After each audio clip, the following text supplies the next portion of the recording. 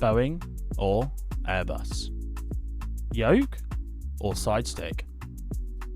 Traditional controls or fly-by-wire? If you're looking at spending several £100s on a flight simulator setup, which one should you actually buy?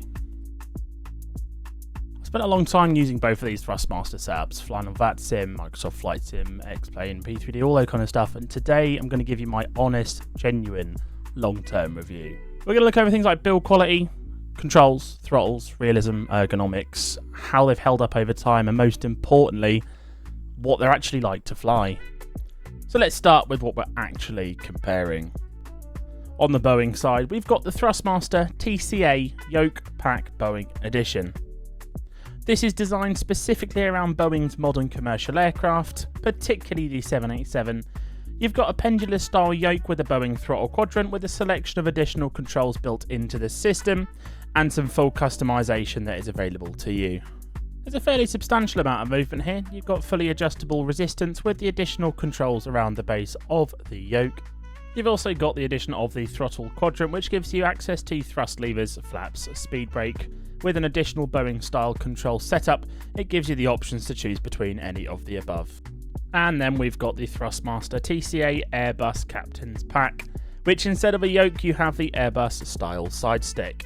Now this is where things get particularly interesting, as with this you have your proper Airbus style detent with full reversers, with a lock at the back so you don't go over idle, including the climb detent, flex detent and toga detent, all included and all accessible on each individual throttle. Now there is a reason why I've specifically called this a long-term review. It's all too often you see reviews where people will take something out of a box, will show it on camera and then be like, "Oh, this is amazing, look at this." But you never really get an actual idea of what the product is like when you've lived with it, when you've used it, how it's been like in the long term in the sim. How does it degrade, how does it work, and how does it go? But how does it feel after hundreds of takeoffs? Does anything start to develop play or wear and tear?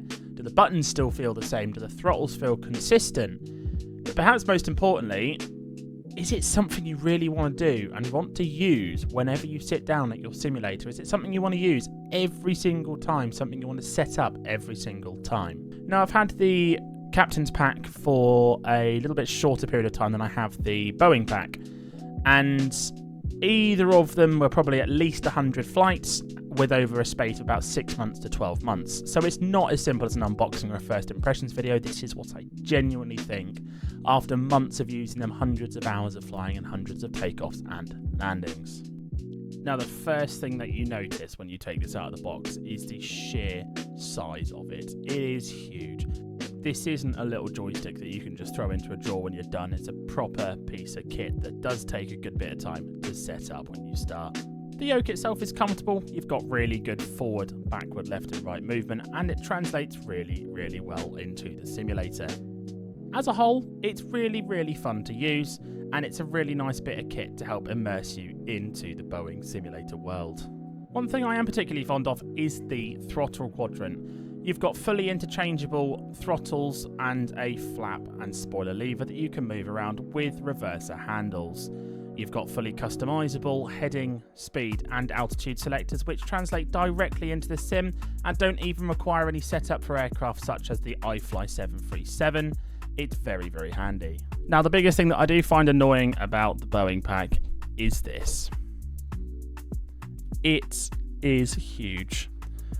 Everything from this point here onwards this way is sticking out of your desk.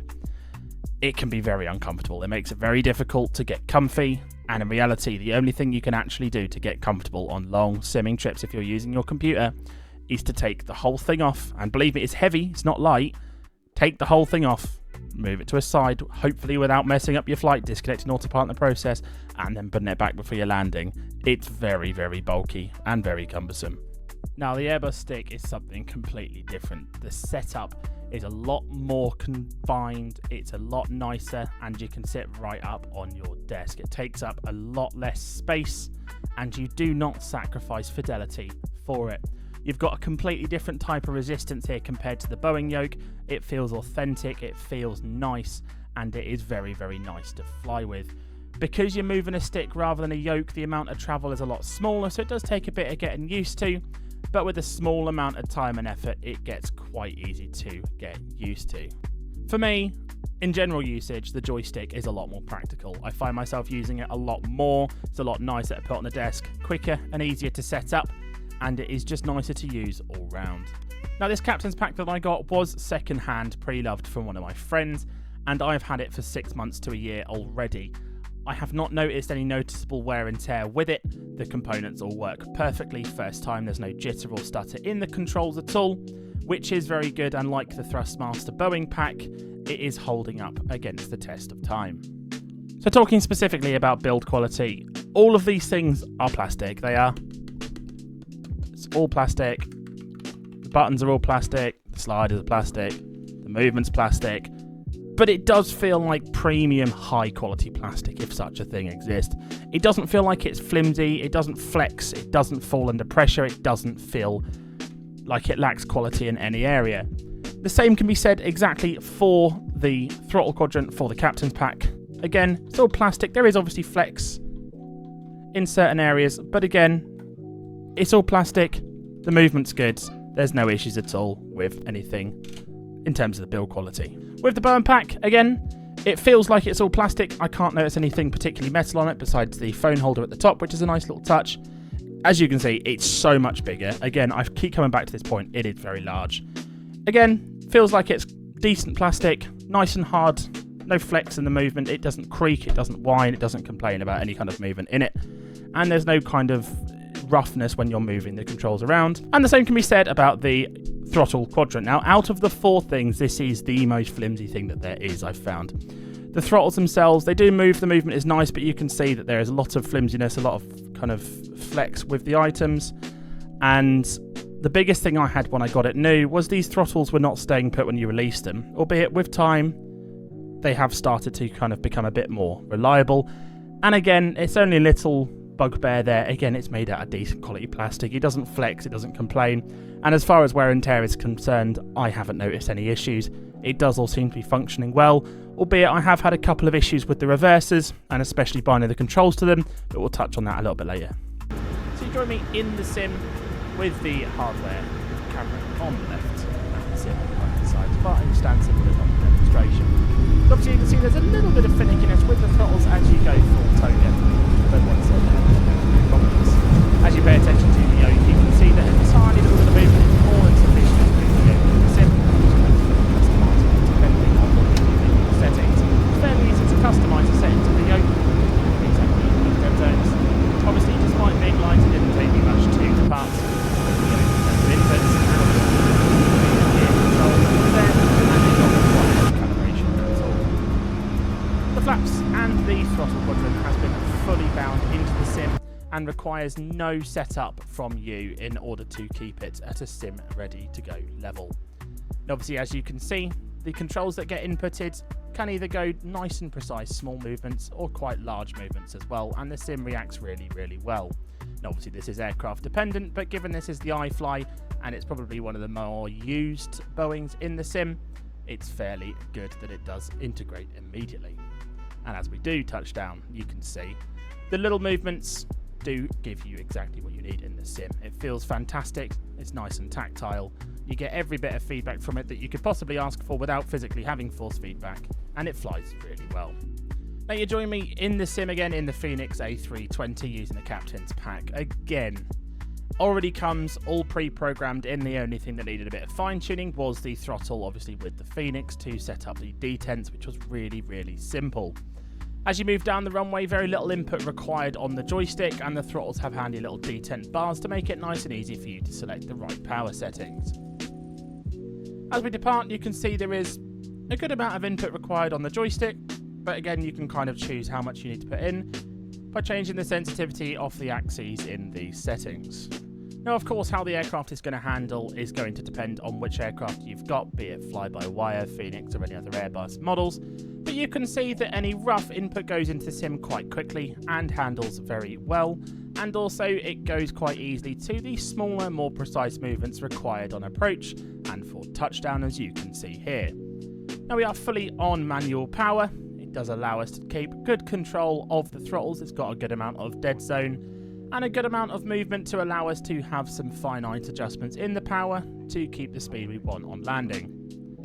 As we come down, you can see a little bit of inputs required there to flare, but obviously it's nothing that doesn't seem too bad, and with a bit of forward input to counteract it a little bit, you can get a nice easy touchdown, and all in all, a nice control system to use. So obviously both controls are very capable systems. They're fantastic for the sim. They integrate really well, albeit certain aircraft require a bit of finite adjustments, a bit of fine tuning and things like that, but you're going to get that with everything that you have in the sim.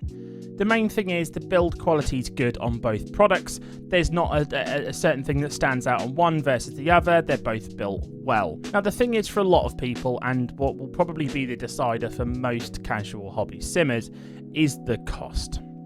Now the Thrustmaster TCA yoke pack starts on Amazon with the throttle quadrant and the yoke at £414 British, whereas the captain's pack starts on Amazon at £249. Both of these things include the throttle quadrant and the control, i.e. the joystick or the yoke. However, I don't personally think that the yoke does anything more than the joystick does, for example, besides the fact that it is a yoke by functionality, so naturally there's a few more moving parts. Now this is the big one. What do you choose if you're looking to buy one or the other but you fly both aircraft? Like me, I fly a lot of different aircraft in the sim, and if you are wondering which one do I get, what's more versatile, then for me the answer is simple. If you're concerned about money, if you are on a budget, if you want to get something that gives you a bang for the buck, it gives you the best hardware compatibility with other aircraft in the sim, then you go for the captain's pack. It's £250, it's shy of £200 cheaper than the Boeing pack. You get the joystick functionality, which gives you access to the helicopters, and it's a lot better with the throttle quadrant because you have the 4 bits of customization with the speed brake, the flaps, and the detents already integrated, which means that if you are jumping from a Boeing to an Airbus, you've already got the detents, but if you're in a Boeing, you do just ignore them. You don't need to worry about them. Whereas if it's on the flip side, with the Boeing, having tried it myself, it's very difficult to use the detents with the Boeing controls because you've got no click to tell you where they are. So you're constantly trying to find climb, thrust, or flex, and then you're trying to fly an Airbus with a yoke. All in all, I think they're both fantastic products. They both fit a very specific, very niche purpose. The Boeing pack is brilliant for Boeings, Airbus is brilliant for Airbus. That much is evident, right? They're brilliant packs. They're good to purchase. If you can get them on sale, I would suggest. My biggest bugbear with the Boeing one, obviously, is its size. It's extremely cumbersome. You've kind of got to reach your arm forwards to get access to the throttles with how far back you're sitting on the desk. Now, it does come with a desk attachment, so you can attach it to the side of your desk to give you a bit of reach, but then it does become a little bit wobbly, a bit flimsy. I prefer to have it sat on the desk. All in all, should you buy the products? If you've got the money, you've got the purpose, you've got the planes, absolutely. If you can afford to get your Airbus one for your Airbus, your Boeing for your Boeings, fantastic. My personal opinion, if you've only got the money for one, get the captain's pack. The captain's pack has that availability for both aircraft, and the controls are very, very good. If you've used either of these setups yourselves, got any opinions on them, had any issues, like them more than what I've said, or think that I've said anything incorrect or that you disagree with, please do let me know down in the comments below. I'll have a look and read all the comments that get popped in. If you do think I've missed something, again, please pop it down below. But for now, if you've enjoyed the review, please make sure that you do subscribe. I've got plenty more Microsoft Flight Simulator VATSIM content coming. Thank you so much for watching. It's greatly appreciated, guys. If you have enjoyed it, again, please subscribe, hit the like button. I will see you guys next time.